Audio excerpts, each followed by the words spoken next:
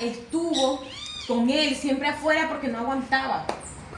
Y yo llegué y yo digo, bueno, ¿y qué pasa? Y dice David, aquí hay un tigre, ¿ves? Un tigre que está ahí, decía David, y me voy a asomar. Ella el cuento, ella el cuento. Total, imagínate que lo llamaron, hicieron 3 llamadas y cuidaron un momento, el hombre estaba tan profundo que tocó llevarlo así medio cargado. Y se lo fue hígado graso. Y David decía, ese hombre tiene que tener problemas de corneta. Pero era gordito. Pam, pam, pam. Estaba un poquito más grueso que el chiche, porque no era gordo. Y abría la puerta y se salía. ¿Quién será ese hijo de puta? Y allá en el hotel. Papá, yo me pregunto, si yo ronco, El mismo Campillo, el mismo Campillo. Se acostaba y Campillo, él miraba a Campillo y Campillo, todo bien, que haciéndose el dormir. Haciéndose el dormir. Y volvía el viejo de cabrón y comenzaba. Y llegaba Campito y ¡pam, pam, pam! Joder, y se paraba así. Afuera, en la Puta, sala de pues, le espera. daba la puerta. Allá se escuchaba. ¿Quién será ese y la hijo de gente puta? decía, Joder. bueno, ¿qué será eso? Se asomaba, abría la vaina, ese Campito se volvía loco abriendo la vaina así. que hemos sabido que Un momento que bajó allá preguntaba, oye, ¿qué toca? Tenía azúcar y esa una vaina es una arrastrera como si fuera un muelle, una vaina de un tren así.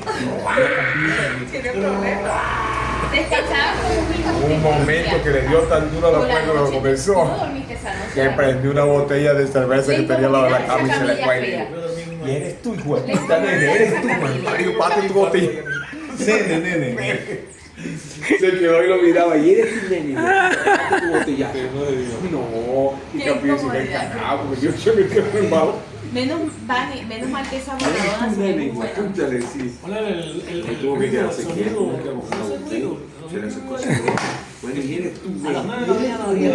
Mira, era las 10, lo mostré. 9 de la mañana.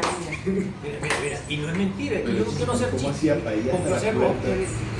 Era que a los pocos estaba así ya. Y le daba, pum, pum. Se tiraba, venía. Era un tigre, un león. ¡Hombre!